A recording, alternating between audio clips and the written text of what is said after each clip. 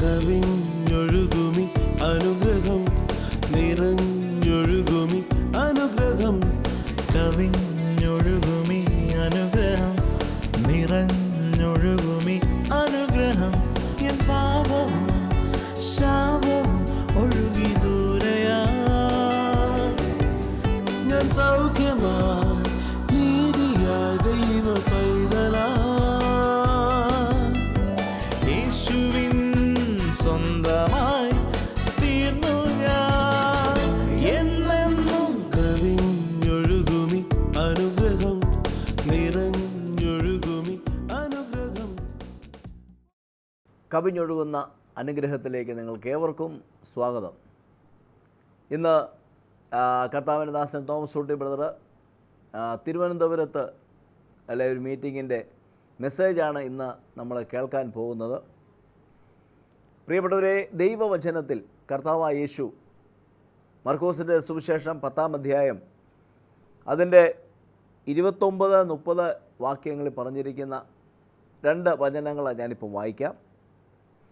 അതിന് യേശു, എൻ്റെ നിമിത്തവും സുവിശേഷ നിമിത്തവും വീടോ സഹോദരന്മാരെയോ സഹോദരികളെയോ അമ്മയെയോ അപ്പനെയോ മക്കളെയോ നിലങ്ങളെയോ വിട്ടാൽ ഈ ലോകത്തിൽ തന്നെ ഉപദ്രവങ്ങളോടുകൂടെ 100 മടങ്ങ് വീടുകളെയും സഹോദരന്മാരെയും സഹോദരികളെയും അമ്മമാരെയും മക്കളെയും നിലങ്ങളെയും വരുവാനുള്ള ലോകത്തിൽ നിത്യജീവനെയും പ്രാപിക്കാത്തവൻ ആരുമില്ല എന്ന് ഞാൻ സത്യമായിട്ട് നിങ്ങളോട് പറയുന്നു.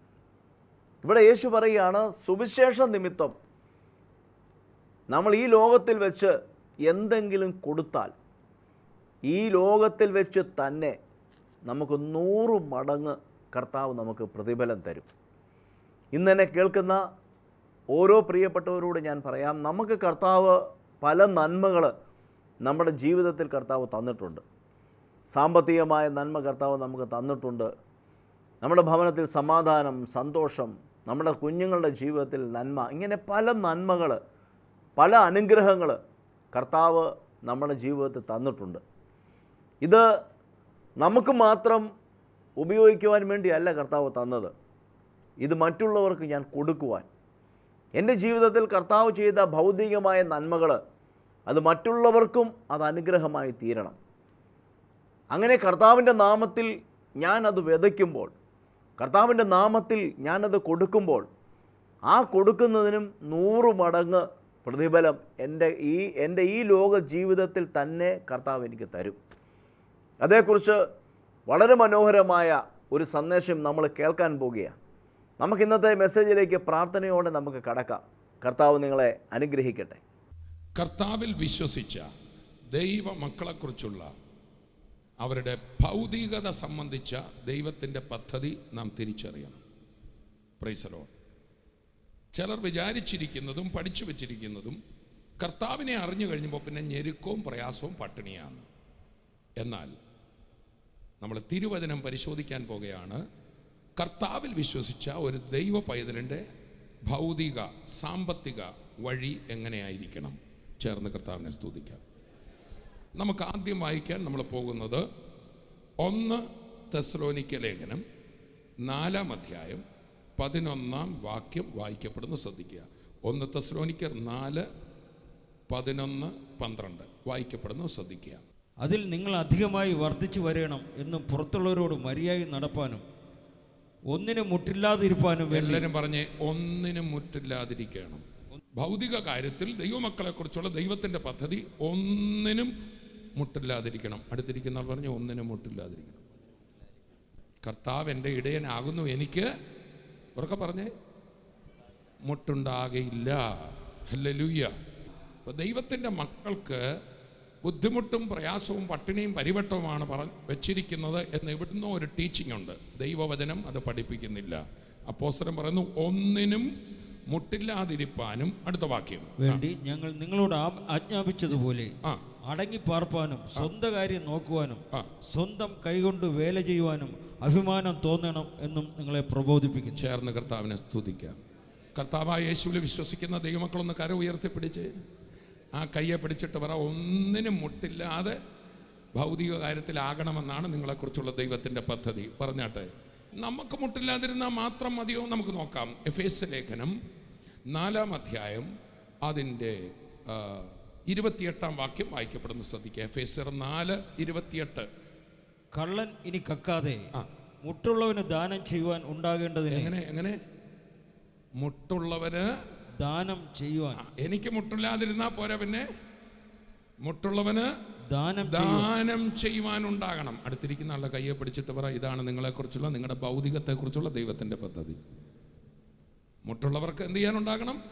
ദാനം ചെയ്യുവാനുണ്ടാകേണ്ടതിന് കൈകൊണ്ട് നല്ലത് പ്രവർത്തിച്ച് അധ്വാനിക്കുക അത്രേ വേണ്ടത്. ചേർന്ന് കർത്താവിനെ സ്തുതിക്കാം. നമ്മൾ ഭൗതികമായി അനുഗ്രഹിക്കപ്പെടണമെന്നാണ് ദൈവത്തിൻ്റെ ഹിതം. നമുക്ക് വായിക്കാം. 2 കൊരിന്ത്യർ 9-ാം അധ്യായം 8-ാം വാക്യം വായിക്കപ്പെടുന്നത് ശ്രദ്ധിക്കുക. എല്ലാവരും നോക്കിയാട്ട് ബൈബിൾ. സന്തോഷത്തോടെ കൊടുക്കുന്നവനെ ദൈവം സ്നേഹിക്കുന്നു. നിങ്ങൾ സകലത്തിലും എപ്പോഴും പൂർണ്ണ തൃപ്തിയുള്ളവരായി. ആദ്യം പറഞ്ഞു അധ്വാനിക്കണം. എന്ത് ചെയ്യണം?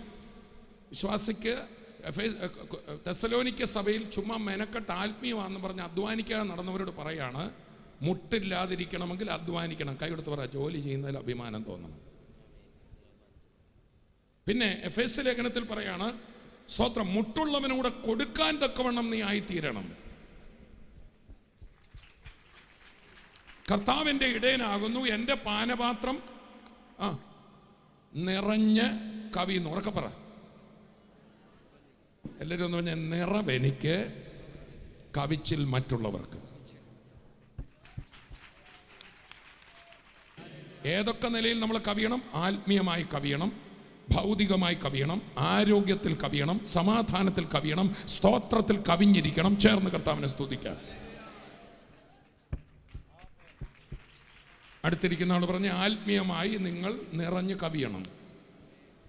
യേശു ഇങ്ങനെ പറഞ്ഞു, ദാഹിക്കുന്നവൻ എൻ്റെ അടുക്കൽ വന്ന് കുടിക്കട്ടെ, എന്നിൽ വിശ്വസിക്കുന്നവൻ്റെ ഉള്ളിൽ നിന്ന് ജീവജല നദികൾ ഒഴുകും. നമ്മളാണ് എന്നാ പറയാം, ദാഹിക്കുന്നവൻ എൻ്റെ അടുക്കൽ വരട്ടെ, ഒരു കുപ്പി വെള്ളം തരാം, അല്ലെ ഒരു ഗ്ലാസ് വെള്ളം തരാം, അങ്ങനെ പറഞ്ഞാൽ പോരെ. പക്ഷെ കർത്താവ് പറഞ്ഞ ഒരു പ്രത്യേകത, തൻ്റെ അടുക്ക ദാഹമായിട്ട് വന്നവൻ അവൻ്റെ ദാഹം തീർത്ത് മാത്രം വിടുകയല്ല, അവനിൽ നിന്നൊരു നദിയായിട്ട് അങ്ങ് വിടും. സ്തോത്രം. അപ്പം എന്ത് ചെയ്യണം? നമ്മൾ ആത്മീയമായി മറ്റുള്ളവർക്ക് നന്മയുള്ളവരാകണം, പ്രവചിക്കണം, 2 വചനം പറയണം, ഒന്ന് ബലപ്പെടുത്തണം. ചേർന്ന് കർത്താവിനെ സ്തുതിച്ചാട്ടെ. 1-2 പേരുടെ പറഞ്ഞ് ആത്മീയമായി കവിഞ്ഞൊഴുകണം. 2 നമ്മളിപ്പോൾ കേട്ടോണ്ടിരിക്കുന്നത് ഭൗതികമായി കവിഞ്ഞൊഴുകണം. അതാണ് നമ്മൾ കേൾക്കാൻ പോകുന്നത്. അതുപോലെ തന്നെ ആരോഗ്യത്തിൽ കവിഞ്ഞൊഴുകണം. ഉറക്കെ പറഞ്ഞാട്ടെ. സ്തോത്രം. ആമേൻ. നമ്മുടെ രോഗം സൗഖ്യമാകുന്നതല്ല ദൈവഹിതം. അവിടെ കൊണ്ട് ദൈവഹിതം തീർന്നില്ല. Price the Lord. ആരോഗ്യത്തോടിരിക്കുന്ന ദൈവഹിതം. അതാണ് യോഹന്നാൻ പ്രാർത്ഥിക്കുകയാണ് ഗായോസിന് വേണ്ടി, പ്രിയനേ നിന്റെ ആത്മാവ് ശുഭമായിരിക്കുന്നത് പോലെ. ആത്മാവെന്നല്ല, സോളെന്നാണ് അവിടെ എഴുതിയിരിക്കുന്നത്. നിന്റെ ദേഹി, നിന്റെ ചിന്താഗതി നന്നായ നീ എല്ലായിടും നന്നാവും. എത്ര രക്ഷിക്കപ്പെട്ടാലും ഈ ലോക ജീവിതം നന്നാകില്ല, ചിന്താഗതി നന്നാകണം. ചേർന്ന് കർത്താവിനെ സ്തുതിക്കാം. എൻ്റെ ചിന്താഗതിയിൽ ദാരിദ്ര്യ ചിന്താഗതിയും പിശുക്കും കിടക്കുന്നെങ്കിൽ അങ്ങനെ ഇരിക്കത്തുള്ളൂ. എത്ര രക്ഷിക്കപ്പെട്ടാലും അഭിഷേകം പ്രാപിച്ചാലും ഗുണമില്ല, മനസ്സ് പുതുക്കി രൂപാന്തരപ്പെടണം. എല്ലാ ദൈവമക്കളും അറിയണം, നമുക്ക് നമ്മുടെ വീണ്ടെടുപ്പിന് 3 ഭാഗമുണ്ട്. ഒന്ന്, എൻ്റെ ആത്മാവ് വീണ്ടെടുക്കപ്പെട്ടു. എല്ലാവരും പറഞ്ഞേ. ഇവിടെ യേശുവിനെ സ്വീകരിച്ച എല്ലാ കാര്യങ്ങളൊന്നും ഉയർത്തിപ്പിടിച്ച്. നിങ്ങളുടെ എൻ്റെ ആത്മാവ് പെർഫെക്റ്റായി. വീണ്ടെടുപ്പെന്ന് പറഞ്ഞാൽ ഒറിജിനൽ ഗ്ലോറിയിലേക്ക്, മനുഷ്യന് നഷ്ടപ്പെട്ട ആദാമിൻ്റെ മഹത്വമല്ല, യേശുക്രിസ്തുവിൻ്റെ തേജസ്സിലേക്ക് യേശുവേ എന്ന് വിളിക്കുന്ന നിമിഷം ആത്മാവ് വീണ്ടും ജനനം പ്രാപിച്ചു, ആത്മാവ് വീണ്ടെടുക്കപ്പെട്ടു. യേശുക്രിസ്തുവിൻ്റെ മുഖത്തുള്ള ദൈവദേശം നമ്മുടെ ഹൃദയത്തിൽ പ്രകാശിച്ചിരിക്കുന്നു. മഹത്വത്തിൻ്റെ പ്രത്യാശയായ ക്രിസ്തു നിങ്ങളുടെ അകത്തിരിക്കുന്നു. നിങ്ങളുടെ അകമേയുള്ളവൻ ഈ ലോകത്തെ ജയിച്ചവനാണ്. നിങ്ങളിലുള്ളവൻ ഈ ലോകത്തുള്ളവനേക്കാൾ വലിയവനാണ്. നമ്മുടെ അകത്തുള്ളവൻ വീണ്ടെടുക്കപ്പെട്ടു. എല്ലാവരും പറഞ്ഞേ. രക്ഷയ്ക്ക് എത്ര ഭാഗമുണ്ട്? 3 ഭാഗമുണ്ട്. 1, വീണ്ടെടുക്കപ്പെട്ടു. എല്ലാവരും പറഞ്ഞേ. രക്ഷിക്കപ്പെട്ടു. 2, രക്ഷിക്കപ്പെടും. ഉറക്കെ പറയാം. Praise the lord. അതെപ്പോഴാ? യേശു വരുമ്പോഴേ ശരീരം വീണ്ടെടുക്കപ്പെടുത്തുള്ളൂ. എന്നാൽ അവൻ പ്രത്യക്ഷനാകുമ്പോൾ, അവൻ ഇവിടുന്ന് പോയപ്പോൾ ആ വസ്ത്രമൊക്കെ ഉരിഞ്ഞ് ഇവിടെ വെച്ചിട്ടല്ലേ പോയത്, അല്ലേ?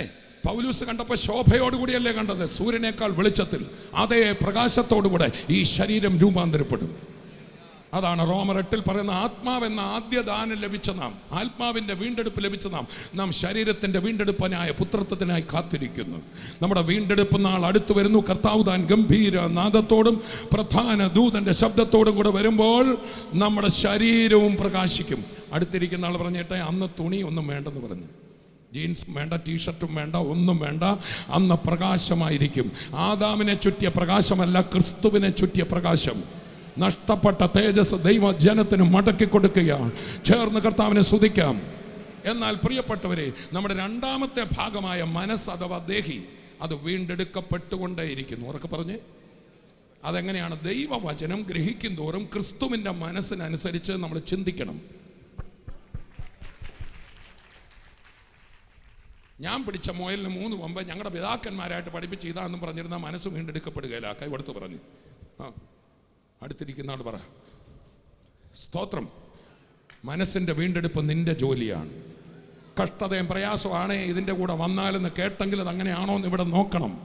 അങ്ങനെ അല്ലെങ്കിൽ അതെടുത്ത് ദൂരെ കളഞ്ഞിട്ട് ഇതെടുത്ത് അകത്ത് കയറ്റണം. വചനം അകത്ത് കയറ്റുമ്പോൾ മനസ്സ് പുതുക്കി രൂപാന്തരപ്പെടും. അങ്ങനെയുള്ളവർക്ക് ഈ ലോകത്തെ ഒരു ജയകരമായി ജീവിക്കാനൊക്കത്തും. കൈ കൊടുത്തോ പറ, അല്ലെങ്കിലും കർത്താവ് വരുമ്പം പോകും എന്ന് പറഞ്ഞ് പറ, അല്ലെങ്കിലും കർത്താവ് വരുമ്പം പോകും. പക്ഷേ ഇത് തിരിച്ചറിഞ്ഞാൽ, പ്രൈസ് ലോർഡ്, ഭൗതിക കാര്യം പറഞ്ഞാൽ ഞാൻ നിങ്ങളോടൊരു കാര്യം പറയാം. ഈ ലോകത്തിന് വേണ്ടി അല്ല നമ്മൾ ജീവിക്കുന്നത്. നമ്മൾ ഈ ലോകത്തിൽ മാത്രം, ഈ ലോകത്തിൻ്റെ ആവശ്യങ്ങൾക്ക് വേണ്ടി മാത്രം ക്രിസ്തുവിൽ പ്രത്യാശ വെച്ചിരിക്കുന്നെങ്കിൽ സകല മനുഷ്യരിലും അരിഷ്ടന്മാരത്രേ. Praise Lord. എൻ്റെ ഒരു അഭിപ്രായം പറയാം. ഞാനിപ്പോൾ ഒരു ഹോട്ടലിലാണ് താമസിച്ചുകൊണ്ടിരിക്കുന്നത്. നിങ്ങൾ ഈ ലോകത്ത് ജീവിക്കുമ്പോൾ ഹോട്ടലിൽ താമസിക്കുന്ന പോലെ താമസിക്കണം. കൈ കൊടുത്ത് പറഞ്ഞാട്ടെ. അതെങ്ങനെയാണെന്നറിയോ? നാളെ ഉച്ച വരെ ഉള്ളൂ, വിടേണ്ടി വരും. ബ്രേക്ക്ഫാസ്റ്റ് ഫ്രീയാ, ഞാൻ കിട്ടുന്ന എല്ലാം എടുത്താൽ കഴിക്കും. ഹലോ, അടുത്തിരിക്കുന്ന ആൾ പറ, ബ്രേക്ക്ഫാസ്റ്റ് ഫ്രീ ആണ്, ഇത് ഓൾറെഡി പെയ്ഡാണ്. എന്ത് ചെയ്തോണം? ഞാനാണെങ്കിൽ ഷവറൊക്കെ ചൊവ്വേ തുറന്നിട്ട് കുളിക്കും. നാളെ ചെന്നാൽ ഇവിടെ വരാനൊക്കത്തില്ല കേട്ടോ. മനസ്സിലാവുന്നുണ്ടോ? അതുപോലെ വേണം ലോകത്ത് ജീവിക്കാൻ. കൈ കൊടുത്ത് പറ, ലോകത്തെ അനുഭവിക്കണം, പക്ഷേ ഇത് നിന്റെ നിത്യ വീടല്ല. ഹല്ലേലൂയ. പറ്റുമെങ്കിൽ 10 പൈസ വല്ലവർക്കും കൊടുത്തോണേ. അനീതിയുള്ള മാമോനിൽ നീ ഒരിക്കലും വിശ്വസ്തനാകരുത്. നിത്യകൂടാരങ്ങളിൽ കിട്ടത്തക്കവണ്ണം നീ ഇവിടെ വെച്ചൊക്കെ പൈസ വെച്ച് വല്ലതൊക്കെ ചെയ്തോണേ. കൈ കൊടുത്ത് പറ, പൈസ വെച്ച് വല്ലതൊക്കെ ചെയ്തോണേ. കാര്യം അടിച്ച് കർത്താവിനെ സ്തുതിക്കാം. ഹല്ലേലൂയ. ദൈവമക്കൾ, ഞാൻ തിരുവചനം പഠിച്ചിടത്തോളം ദൈവമക്കൾ 4 നിലയിൽ അവരുടെ സാമ്പത്തികം വിനിയോഗിക്കണം. Praise Lord. നമുക്ക് ലഭിക്കുന്ന സാമ്പത്തികത്തിൻ്റെ ഒരു ഭാഗം എനിക്ക്, എല്ലാവരും പറഞ്ഞു ഒരു ഭാഗം, ഉറക്കെ പറഞ്ഞാട്ടെ. നിങ്ങൾ അധ്വാനിച്ചുണ്ടാക്കിയ പണം, സുവിശേഷ വേലയിൽ ദൈവം തന്ന പണത്തിൻ്റെ ഒരു ഭാഗം എനിക്ക്, എല്ലാവരും പറഞ്ഞാട്ടെ. ഒരു മേജർ പാർട്ട് നമുക്ക് നമ്മുടെ കുഞ്ഞിനെ പഠിപ്പിക്കുവാൻ, നമ്മുടെ ഭൗതിക കാര്യങ്ങൾക്ക്, നമ്മുടെ കാറിന് പെട്രോൾ ഒഴിക്കുവാൻ, എല്ലാം. Praise Lord. സ്തോത്രം. അടുത്തിരിക്കുന്ന ആൾ പറഞ്ഞ് നന്നായിട്ടൊന്ന് ജീവിക്കാൻ പറഞ്ഞു. കണ്ടമാനം പിശുക്കാതെന്ന കയ്യെ പിടിച്ചൊന്ന് ഞെക്കിയിട്ട് പറഞ്ഞു. എല്ലാം വാരി വലിച്ച് നീ തന്നെ തിന്നരുത്, കുറച്ച് പേർ കൂടെ ഷെയർ ചെയ്യുവാൻ ദൈവം നിനക്ക് അനുഗ്രഹം തന്നിരിക്കുക. നിനക്ക് ലഭിച്ചതിനെ കൊണ്ട് നല്ല കാര്യവിചാരകനായി ദൈവം നിനക്ക് തന്ന സമയം, ദൈവം നിനക്ക് തന്ന പണം, ദൈവം നിനക്ക് തന്ന കൃപാവരം, ദൈവം നിനക്ക് തന്ന വചനം, ഇതിൻ്റെ കാര്യവിചാരകൻ മാത്രമാണ് നീ. You are not an owner. നീ ഉടമയല്ല, നീ കാര്യവിചാരകനാ. ചേർന്ന് കർത്താവിനെ സ്തുതിച്ചാട്ടെ. ദൈവം ഇത്ര പൈസ ഇന്ന് സ്വോത്രകാഴ്ച ഇടാൻ പറയത്തില്ല. നമ്മൾ കാര്യവിചാരകം ചെയ്യണം. ചില ഇങ്ങനെ വെളിപ്പാട് കാണാനിരിക്കുക. വെളിപ്പാടൊന്നും കാണുകയില്ല. വെറുതെ മനസ്സുള്ള കൊടുത്താൽ മതി എന്ന് പറ. കൈവിട്ട് പറഞ്ഞ് പിന്നെ അതുപോലെ കർത്താവിൽ ആശ്രയിക്കുന്നവർക്ക് വെളിപ്പാടും തരും കേട്ടോ. തരികയെന്ന് ഞാൻ പറയുന്നില്ല. ചേർന്ന് കർത്താവിനെ സ്തുതിക്കാം. നമ്മളെങ്ങനെ കാര്യവിചാരകത്വം ചെയ്യും? ദൈവവചനം പറഞ്ഞ് നമുക്ക് കിട്ടുന്ന സാമ്പത്തിക നന്മയുടെ ഒരു ഭാഗം എനിക്ക്, എല്ലാവരും പറഞ്ഞേ, ഉറക്കെ പറഞ്ഞാട്ടെ. വേറൊരു ഭാഗം, നിങ്ങൾ പുതിയ നിയമം മുഴുവൻ പഠിച്ച്, വേറൊരു ഭാഗം നമ്മുടെ രാജ്യ നിർമ്മിതിയിൽ, ഉറക്കെ പറഞ്ഞ് എവിടാണ്? കൈ കൊടുത്ത് പറഞ്ഞേ, ടാക്സ് കൊടുക്കുമ്പം കരഞ്ഞുകൊണ്ട് കൊടുക്കരുതെന്ന് പറഞ്ഞ്. ഈ സാധനത്തിനൊക്കെ മുടിഞ്ഞ വിലയുള്ള ടാക്സ് എല്ലാം സർക്കാർ എടുക്കുക. ഒന്ന് കൈ കൊടുത്ത് പറഞ്ഞേ, പ്രാഗി കൊടുക്കരുതെന്ന് പറഞ്ഞ്. രാജ്യത്തിന് ടാക്സ് കൊടുക്കുമ്പോൾ പ്രാഗി കൊടുക്കരുത്. നിങ്ങൾ സോപ്പ് മേടിക്കുമ്പോൾ, എണ്ണ മേടിക്കുമ്പോൾ ഒക്കെ അതിനകത്ത് ടാക്സ് ഉണ്ട്. അത് സന്തോഷത്തോടെ കൊടുത്ത് നിനക്ക് അനുഗ്രഹമായി വരും. കരമൊന്നടിച്ച് വായി തുറന്ന് കർത്താവിനെ സ്തുതിച്ച്. അപ്പോൾ ഒരു ഭാഗം എനിക്ക്, ഉറക്കെ പറഞ്ഞ്. രണ്ടാം ഭാഗം രാജ്യ നിർമ്മിതിയിൽ പറഞ്ഞ്. അതുകൊണ്ടാണ് റോമർ 13 പറയുന്നത്, ചുങ്കം കൊടുക്കേണ്ടിടത്ത് ചുങ്കം കൊടുക്കണം. പേ യുവർ ടാക്സസ്. ഒരു നല്ല വിശ്വാസി ഒരിക്കലും ഒരു രാജ്യദ്രോഹിയാകില്ല. അവൻ രാജ്യത്തിനെ അനുഗ്രഹിക്കും. ഒരു ഇന്ത്യക്കാരനാണെന്നതിൽ ഞാൻ അഭിമാനിക്കുന്നു. പൗലോസ് താൻ റോമാ പൗരനാണെന്നതിൽ അഭിമാനിച്ചെങ്കിൽ ഞാൻ ഇന്ത്യക്കാരനാണെന്ന് അഭിമാനിക്കുന്നു. അപ്പോൾ തന്നെ സ്വർഗത്തിൽ നിന്ന് രാജാവായി, സ്വർഗീയ പൗരന്മാരായി നമുക്ക് വേണ്ടി നമ്മുടെ രാജാതി രാജാവ് വേഗം വരുമെന്ന് നമ്മൾ വിശ്വസിക്കുന്നു. വിശ്വസിക്കുന്നവർ ആർപ്പോടെ കർത്താവിനെ സ്തുതിച്ചാട്ടെ. ചെല്ലങ്ങ് ഭയങ്കര ലോകവും വേണ്ട, ഒന്നും വേണ്ട. കൈ കൊടുത്ത് പറഞ്ഞ എന്നാൽ പിന്നെ ഹിമാലയത്തിൽ പോയാട്ടെ. ഒന്ന് കൈ കൊടുത്ത് പറഞ്ഞാട്ടെ. എന്നാൽ പിന്നെ എവിടെ പോയാട്ടെ? ഹിമാലയത്തിൽ പോയാട്ടെ. അതുകൊണ്ടാണ് ദൈവത്തിൻ്റെ മക്കളെ 1 തിമോത്തിയോസ് 6-ാം അധ്യായം 17 മുതൽ നിങ്ങൾ വായിക്കുമ്പോൾ ഇങ്ങനെ പറയാണ്, സഭയിലുള്ള സാമ്പത്തിക ശേഷിയുള്ളവരോട് പറയണം. തിമോത്തിയോസിനോട് പൗലോസ് പറയണം, നീ സഭയിലുള്ള സാമ്പത്തിക ശേഷിയുള്ളവരോട് പറയണം. എന്തോ പറയണം? നിശ്ചയമില്ലാത്ത ധനത്തിലല്ല. ഉറക്കെ പറ, നിശ്ചയമില്ലാത്ത ധനത്തിൽ. Uncertain riches. ആ ഭാഗം വേണമെന്ന് വായിച്ചോളൂ. നിശ്ചയമില്ലാത്ത ധനത്തിലല്ല, നമുക്ക് സകലവും ധാരാളമായി അനുഭവിപ്പാൻ തരുന്ന ദൈവത്തിൽ ആശവപ്പാനും. നിശ്ചയമില്ലാത്ത ധനമെന്ന് പറഞ്ഞാൽ ഈ പണം വരാം പോകാം. കൈ കൊടുത്ത് പറഞ്ഞേ വരാം പോകാം.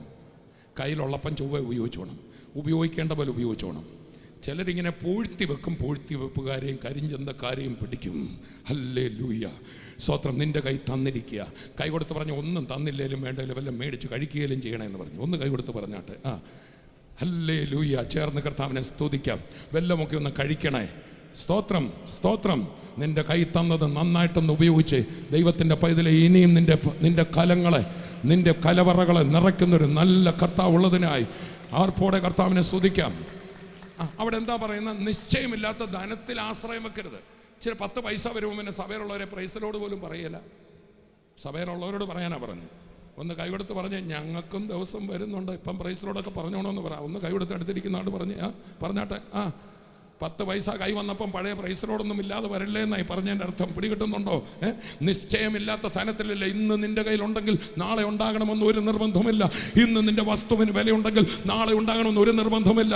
ഇന്ന് ഒരു കാലത്ത് ഗൾഫിലെ എണ്ണയ്ക്ക് വിലയുണ്ടെങ്കിൽ നാളെ ഉണ്ടാകണമെന്ന് ഒരു നിർബന്ധവുമില്ല. ഇന്ന് എൻ്റെ റബ്ബറിന് വിലയുണ്ടെങ്കിൽ നാളെ ഉണ്ടാകണമെന്ന് ഒരു നിർബന്ധവുമില്ല. നിശ്ചയമില്ലാത്ത ധനം. ഉറക്കെ പറ, ധനത്തിലല്ല. പിന്നെ ആരിൽ ആശ വെക്കണം? സകലവും ധാരാളമായി അനുഭവിപ്പാൻ തരും. ഓരൊക്കെ പറ, നമ്മുടെ കർത്താവ് എന്തൊക്കെ തരും? എന്തോ അവിടെ വായിച്ച സകലവും തരുമെന്ന് പറ. അടുത്തിരിക്കുന്നവൾ പറ, സകലവും തരും. ഇത് ഭൗതിക കാര്യമാണോ ആത്മീയ കാര്യമാണോ? പറഞ്ഞാട്ടെ. ഭൗതികമായ സകലതും തരും. കൈ കൊടുത്ത് പറ, നിനക്ക് വേണ്ട സകലതും തരും. എല്ലാം തരും. കുഞ്ഞിൻ്റെ ഫീസും തരും, മെക്സി മേടിക്കാൻ പൈസ തരും, കാർ മേടിക്കാൻ പൈസ തരും. ഇപ്പം സ്കൂട്ടറേ ഉള്ളോ? കിട്ടിയതിലൊന്ന് സന്തോഷിച്ചേ. സ്കൂട്ടറിലിരുന്നുകൊണ്ട് കാറുകാരനോട് അസൂയപ്പെടാതെ, ഒരു മുറി കിട്ടിയ വീട്ടിലിരുന്ന് 2 നില കെട്ടിടക്കാരനോട് അസൂയപ്പെടാതെ അവനെ ഒന്ന് അനുഗ്രഹിച്ചേ. ആ മകന് കർത്താവ് കൊടുത്തല്ലോ. ഞാൻ പഠിച്ചൊരു മർമ്മം പറയാം, അനുഗ്രഹിക്കപ്പെട്ടവനെ അനുഗ്രഹിക്കുന്നവനും അനുഗ്രഹിക്കപ്പെടും. അനുഗ്രഹിക്കപ്പെട്ടവനോട് അസൂയ പിടിച്ചാൽ നിനക്കുള്ളതൂടെ പോകും. അബ്രഹാമേ, ഞാൻ നിന്നെ അനുഗ്രഹിക്കുന്നു, നീ ഒരു അനുഗ്രഹമായിരിക്കും. നിന്നെ അനുഗ്രഹിക്കുന്നവൻ അനുഗ്രഹിക്കപ്പെടും, നിന്നെ ശപിക്കുന്നവൻ ശപിക്കപ്പെട്ടിരിക്കും. അബ്രഹാമിൻ്റെ അനുഗ്രഹം ക്രിസ്തു മൂലം ഇവിടെ ഇരിക്കുന്ന ഓരോ മക്കളുടെ മേലുമുണ്ട്. അടുത്തിരിക്കുന്ന ആൾ പറയും, എന്നെ ഒന്ന് അനുഗ്രഹിച്ചു വിട്ടാൽ നിങ്ങൾക്കും അനുഗ്രഹം. ഹല്ലേലൂയ. അടുത്തിരിക്കുന്ന ആളെ കൈവച്ചൊന്ന് അനുഗ്രഹിക്കാമോ? നമ്മളിങ്ങനെ വായിക്കുന്നു. 1 പത്രോസ് 3:9. ദോഷത്തിന് ദോഷവും ശകാരത്തിന് ശകാരവും പകരം ചെയ്യാതെ നിങ്ങൾ അനുഗ്രഹം അനുഭവിപ്പാൻ വിളിക്കപ്പെട്ടത് കൊണ്ട് എന്ത് ചെയ്യണം? എന്നാൽ അടുത്തിരിക്കുന്ന ആളെ കൈവച്ചൊന്ന് അനുഗ്രഹിച്ച്. ഇതിനൊരു റിസ്ക് ഉണ്ട് കേട്ടോ. നിങ്ങളെക്കാൾ ഉയർന്നു പോകാൻ സാധ്യതയുണ്ട്. ഹലോ, സൂക്ഷിച്ച് അനുഗ്രഹിക്കണേ. നിങ്ങളെക്കാൾ ഉയർന്നു പോകാൻ സാധ്യതയുണ്ട്. ഹല്ലേലൂയ. പക്ഷെ ഞാനൊരു സത്യം പറയാം, ഉയർന്ന ഒരു ഗുണമുണ്ട്. ഒന്നുമില്ലെങ്കിൽ ആ പുള്ളി എന്നോട് കടം മേടിക്കാൻ വരികയല്ലോ. ഒന്ന് നല്ലപോലെ ഒന്ന് അനുഗ്രഹിച്ചേ. അനുഗ്രഹിക്കപ്പെടട്ടെ. ഒന്ന് പറഞ്ഞ് അനുഗ്രഹിക്കപ്പെടട്ടെ. ചേർന്ന് കർത്താവിനെ സ്തുതിച്ചാട്ടെ. കരങ്ങൾ തട്ടി വായി തുറന്ന് സ്തോത്രം. എൻ്റെ സഹോദരനും അനുഗ്രഹിക്കപ്പെടട്ടെന്ന്. എൻ്റെ അപ്പുറേ കട നടത്തുന്നവൻ്റെ കടയിൽ ആൾ വരട്ടെന്ന്. ഞാൻ ഹോട്ടലിൽ നടത്തുകയാണ്, അപ്പുറത്തെ ഹോട്ടലിൽ ആൾ വരട്ടെന്ന്. ഒരു ജംഗ്ഷനിൽ ഒരു ടാക്സി കിടന്നാൽ അധികം ആൾ വരികയില്ല. 10 ടാക്സി കിടന്നാൽ 10 നാട്ടിൽ നിന്ന് ആൾ വരും. നിനക്കും പരിപാടി നടക്കും. കൈ കൊടുത്താൽ കയ്യെ പിടിച്ചൊന്ന് ഞെക്കിയിട്ട് പറ, വീട് സഹോദര അസൂയ. ഹല്ലേലൂയ. 1-ാമത്തെ ഭാഗം ഞാൻ ആർക്ക് കൊടുക്കണം? എനിക്ക് കിട്ടിയ ഭൗതിക നന്മയുടെ ഒരു ഭാഗം എനിക്ക് പറഞ്ഞ്, ഒരു ഭാഗം എനിക്ക്. 2-ാം ഭാഗം രാജ്യനിർമ്മിതിയിൽ. ഉറക്കെ പറഞ്ഞേ. എല്ലാവരും ഇന്ത്യ രാജ്യത്തെ ഒന്ന് അനുഗ്രഹിച്ചേ. സ്തോത്രം. നമ്മുടെ പ്രധാനമന്ത്രിയെ ഒന്ന് അനുഗ്രഹിച്ചേ. നമ്മുടെ പ്രസിഡന്റിനെ ഒന്ന് അനുഗ്രഹിച്ചേ. ഇത് ദൈവം മക്കൾ ഒരു ദേശത്തിന് അനുഗ്രഹമാണ്. ദൈവ മക്കൾ ഇന്ത്യക്ക് അനുഗ്രഹമാണ്. ദൈവ മക്കൾ ഭാരതത്തിന് അനുഗ്രഹമാണ്. ദൈവ മക്കൾ തിരുവനന്തപുരത്തിന് അനുഗ്രഹമാണ്. ദൈവ ജനം ഭൂമിയുടെ ഉപ്പ. ദൈവത്തിൻ്റെ മക്കൾ ലോകത്തിൻ്റെ വെളിച്ചമാണ്. ദൈവത്തിൻ്റെ മക്കൾ സുവിശേഷം എവിടെങ്കിലും ചെന്നിട്ടുണ്ടോ ആ ദേശങ്ങളെല്ലാം അനുഗ്രഹിക്കപ്പെട്ടു. സുവിശേഷം ചെന്ന നാടുകൾ അനുഗ്രഹിക്കപ്പെട്ടു. സുവിശേഷത്തെ സ്വീകരിച്ച രാജ്യങ്ങൾ അനുഗ്രഹിക്കപ്പെട്ടു. യേശു ഇവിടെ വന്നത് മനുഷ്യനെ മതം മാറ്റാനല്ല, മനുഷ്യനെ മനുഷ്യനാക്കാനാണ്. എനിക്ക് പാസ്റ്റർമാരോടൊരു കാര്യം പറയാനുണ്ട്. എങ്ങനെങ്കിലും മനുഷ്യരെ പിടിച്ച് സഭയിലാക്കാനല്ല നീ ഓടേണ്ടത്. കൈകൊടുത്ത് പറഞ്ഞേ. വേറെ സഭയിലുള്ളവനെ നമ്മുടെ സഭയിലാക്കുക, വേറെ മതത്തിലുള്ളവനെ നമ്മുടെ മതത്തിലാക്കുക, അതൊന്നുമല്ല നമ്മുടെ പണി. അവൻ വന്നില്ലേലും കുഴപ്പമില്ല, ഈ ക്രിസ്തു അവൻ്റെ അകത്ത് ചെല്ലണം. എൻ്റെ സഭ വന്നില്ലേലും കുഴപ്പമില്ല, ഞങ്ങളുടെ കൂട്ടത്തിൽ വന്നില്ലേലും കുഴപ്പമില്ല. ഈ ക്രിസ്തു ഒരു നല്ല മനുഷ്യനാക്കുന്ന, ഒരു നല്ല ഭർത്താവാക്കുന്ന, ഒരു നല്ല ഭാര്യയാക്കുന്ന ഈ നല്ല കർത്താവ് ഹൃദയങ്ങളിൽ ചെല്ലട്ടെ. അത് ആഗ്രഹിക്കുന്ന ദൈവമക്കൾ കരമുയർത്തി ഇന്ത്യയെ ആഗ്രഹിച്ചാട്ടെ. ഇന്ത്യ അനുഗ്രഹിച്ചാട്ടെ. ഇന്ത്യ അനുഗ്രഹിക്കപ്പെടട്ടെ. കരമുയർത്തി അനുഗ്രഹിച്ചാട്ടെ. കർത്താവ് ഇന്ത്യൻ പ്രസിഡന്റിനെ ഞങ്ങൾ അനുഗ്രഹിക്കുന്നു. പ്രധാനമന്ത്രിയെ, എല്ലാ സംസ്ഥാനങ്ങളെ മുഴുവൻ MP മാരെ, എല്ലാ MLA മാരെ, ഞങ്ങളുടെ മുഖ്യമന്ത്രിയെ, ഞങ്ങളുടെ പ്രതിപക്ഷ നേതാവിനെ, MLA മാരെ, ഈ തിരുവനന്തപുരം കോർപ്പറേഷനെ, ഇതിലുള്ള സകല ജനങ്ങളെ, ജാതി മത ഭേദ വർണ്ണ വന്യെ എല്ലാ ബിസിനസ്സുകാരെ, കർഷകരെ മുഴുവൻ ഞങ്ങൾ അനുഗ്രഹിക്കുന്നു. ചേർന്നൊരു ഹല്ലേലൂയ പറയാം. അപ്പം ഒരു ഭാഗം എനിക്ക്, എല്ലാവരും പറഞ്ഞ ഒരു ഭാഗം, രണ്ടാം ഭാഗം രാജ്യനിർമ്മിതി, മൂന്നാമത്തെ ഭാഗം കഷ്ടപ്പെടുന്നവനുള്ളതാണ്. എന്താണ്? പുതിയ നിയമത്തിൽ പലയിടത്തും നമ്മൾ കാണുന്നു. ആദ്യത്തെ സഭ വിധവമാരുടെ കഷ്ടപ്പാടിൽ അവർക്കുള്ളത് വെച്ചോ ഇല്ലയോ? വെച്ചു. വേറെടുത്ത് പറയാണ്, നിങ്ങൾ നന്മ ചെയ്യണം, കഴിവുള്ളിടത്തോളം കൂട്ടുവിശ്വാസികൾക്കും അല്ലാത്തവർക്കും എന്ത് ചെയ്യണം? നന്മ. ഒരുത്തന് അഹോവൃത്തി കഴിക്കാൻ വകയില്ലാതിരിക്കെ നീ അവനെ ആ അഹോവൃത്തിക്കെങ്കിലും കൊടുക്കുന്നില്ലെങ്കിൽ ദൈവസ്നേഹം എങ്ങനെ വസിക്കും? നമ്മുടെ വീട്ടിൽ കഞ്ഞി കുടിക്കാനില്ലാതെ വരുന്നയാളുടെ ജാതകം ഒന്നും ചോദിച്ചിട്ട് കൊടുക്കണ്ട, 10 പൈസ ആദ്യം കൊടുത്തേര്. നിന്റെ മുമ്പിൽ വന്ന് കൈ നീട്ടിയില്ലേ കഴിയുന്നത് കൊടുക്കുന്നേ. പഴയ നിയമത്തിൽ ന്യായപ്രമാണത്തിൽ പോലും വീണ്ടും ജന്മം പ്രാപിക്കാത്ത അന്നത്തെ ജനത്തോട് പോലും പറയാണ്, നീ വയൽ വിതയ്ക്കുമ്പോൾ, അതിൻ്റെ കൊയ്യുമ്പോൾ അരികു തീർത്ത് കൊയ്യരുത്, കാലാ പറക്കരുത്. കൈ കൊടുത്ത് പറ, അരികു തീർത്ത് കൊയ്യരുത്. പറ, നിനക്ക് ലഭിച്ച മുഴുവൻ നിനക്കുള്ളതല്ല. പറഞ്ഞാട്ടെ, കിട്ടിയ ശമ്പളം മുഴുവൻ നിനക്കുള്ളതല്ല. ഈ പ്രാവശ്യം കിട്ടിയ നെല്ല് മുഴുവൻ നിനക്കുള്ളതല്ല. അരികു ചേർത്ത് കൊയ്യണ്ട, കാലാ വീണത് പെറുക്കണ്ട. അത് അനാഥനും പരദേശിക്കും കഷ്ടപ്പെടുന്നവനും ഉള്ളതാണ്. ചേർന്ന് കർത്താവിനെ സ്തുതിക്കാം. എല്ലാവരും ഒന്ന് പറഞ്ഞ്, ഒരു ഭാഗം എനിക്ക്, ഉറക്കെ പറഞ്ഞാട്ടെ, ഒരു ഭാഗം എൻ്റെ രാജ്യത്തിന്, ഒരു ഭാഗം കഷ്ടപ്പെടുന്നവർക്ക്. അത് അവരവരാ തീരുമാനിക്കും. നാലാമതൊരു ഭാഗമുണ്ട്, ദൈവവേലയിൽ. ഇത് ബൈബിൾ മാത്രമല്ല പഠിപ്പിക്കുന്നത്, ലോകത്തിലെ എല്ലാ മതങ്ങളും ഈ കാര്യം ഒരുപോലെ പഠിപ്പിക്കുന്നു.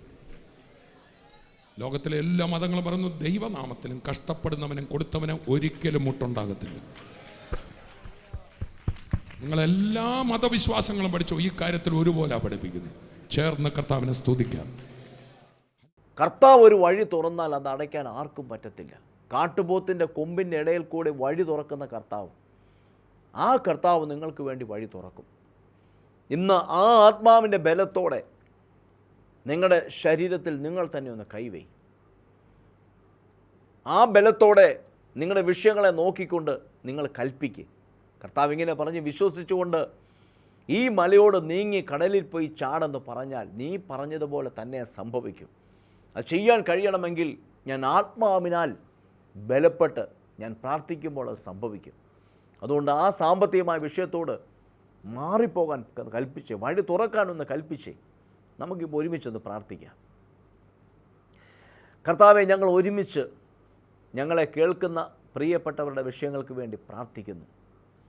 അഭിഷേകം നുകത്തെ തകർക്കുമെന്ന് കർത്താവിൻ്റെ വചനം പറയുന്നത് പോലെ അഭിഷേകത്തിൻ്റെ ശക്തിയോടെ ഈ വിഷയങ്ങളോട് ഞങ്ങൾ കൽപ്പിക്കുന്നു. യേശുവിൻ്റെ നാമത്തിൽ ഇവരെ അലട്ടുന്ന സാമ്പത്തികമായ പ്രയാസങ്ങൾ ഇപ്പോൾ തന്നെ മാറട്ടെ. യേശുവിൻ്റെ നാമത്തിൽ അടഞ്ഞു കിടക്കുന്ന വഴികൾ ഇവർക്ക് വേണ്ടി തുറക്കട്ടെ. സാമ്പത്തികമായ പുതിയ ആ ഉറവകൾ ഇവർക്ക് വേണ്ടി തുറക്കപ്പെടട്ടെ. യേശുവിൻ്റെ നാമത്തിൽ എല്ലാവിധമായ തകർന്നിരിക്കുന്ന വിഷയങ്ങൾക്കും അത്ഭുതകരമായ വിടുതൽ വരട്ടെ. യേശുവിൻ്റെ നാമത്തിൽ ജീവൻ വ്യാപരിക്കട്ടെ, ജീവൻ വ്യാപരിക്കട്ടെ. മരിച്ചിരിക്കുന്ന അവസ്ഥകളിൽ ജീവൻ വ്യാപരിക്കട്ടെ. അപ്പോൾ തന്നെ ശാരീരികമായി പ്രയാസം അനുഭവിക്കുന്നവരുടെ കണ്ണിൻ്റെ കാഴ്ച യേശുവിൻ്റെ നാമത്തിൽ മടങ്ങി വരട്ടെ. ആ ഞരമ്പ് ബ്ലോക്കായി കണ്ണിൽ കാഴ്ചയില്ലാതെ പ്രയാസപ്പെടുന്നവർക്ക് വേണ്ടി പ്രാർത്ഥിക്കുന്നു, സൗഖ്യമാകട്ടെ. ഡയബറ്റിക് മൂലം കണ്ണിൻ്റെ കാഴ്ച മങ്ങിയിരിക്കുന്നവർക്ക് വേണ്ടി പ്രാർത്ഥിക്കുന്നു, സൗഖ്യമാകട്ടെ. യേശുവിൻ്റെ നാമത്തിൽ കേൾവിശക്തി മടങ്ങി വരട്ടെ. അത്ഭുതകരമായ വിടുതലുകൾ സംഭവിക്കട്ടെ. ശരീരത്തിൽ മരിച്ചിരിക്കുന്ന അവയവങ്ങളിൽ ജീവൻ വ്യാപരിക്കട്ടെ. എൻ്റെ കർത്താവേ, ഞങ്ങളുടെ കരം ഓരോരുത്തരെയും തൊടുന്നതിനായി സ്തോത്രം. സമാധാനം കൊണ്ട് ഉള്ളം നിറയട്ടെ, സന്തോഷം കൊണ്ട് ഹൃദയം നിറയട്ടെ. കഴിഞ്ഞ നാളുകളിൽ അനുഭവിച്ചതായ സന്തോഷത്തിലേക്ക് ഇവർ മടങ്ങി വരട്ടെ എന്ന് പ്രാർത്ഥിക്കുന്നു. ഡിപ്രഷൻ യേശുവിൻ്റെ നാമത്തിൽ ഇപ്പോൾ തന്നെ സൗഖ്യമാകട്ടെ. കർത്താവിൻ്റെ കരം തൊട്ടിരിക്കുക, സ്തോത്രം. വിടുവിച്ചിരിക്കുക, നന്ദി. യേശുവിൻ്റെ നാമത്തിൽ തന്നെ ആമേൻ. കർത്താവ് നിങ്ങളെ ധാരാളമായി അനുഗ്രഹിക്കട്ടെ. ഞാൻ വീണ്ടും ഓർപ്പിക്കുകയാണ്, നമ്മുടെ നാവിൽ നിന്ന് നല്ലത് മാത്രം പറയുക. എനിക്ക് നന്മ വരും. എൻ്റെ ദൈവമോ എൻ്റെ സകല ആവശ്യങ്ങളും മഹത്വത്തോടെ തൻ്റെ ധനത്തിനൊത്തവണ്ണം ക്രിസ്തുവേശുവിൽ പൂർണ്ണമായി തീർത്തു തരും. കർത്താവ് എനിക്ക് അനുകൂലമാണ്. അങ്ങനെയുള്ളതായ നല്ല വാക്കുകൾ, വിശ്വാസത്തിൻ്റെ വാക്കുകൾ ആത്മാവിൽ നിറഞ്ഞുകൊണ്ട് നമ്മുടെ ഭവനത്തിൽ കൂടെ നമ്മൾ പറഞ്ഞുകൊണ്ട് നടക്കണം. അങ്ങനെ പറയുമ്പോൾ ഞാൻ ആഗ്രഹിക്കുന്നതെല്ലാം എൻ്റെ കർത്താവ് എൻ്റെ ജീവിതത്തിൽ ചെയ്യും. ഞാൻ മറ്റുള്ളവരോട് പറയുമ്പോൾ ആ വ്യക്തിയുടെ ഹൃദയത്തിലും അത് വലിയ ആശ്വാസമായി തീരും. കർത്താവ് നിങ്ങളെ ധാരാളമായി അനുഗ്രഹിക്കട്ടെ. നമുക്ക് വീണ്ടും കാണാം. God bless you.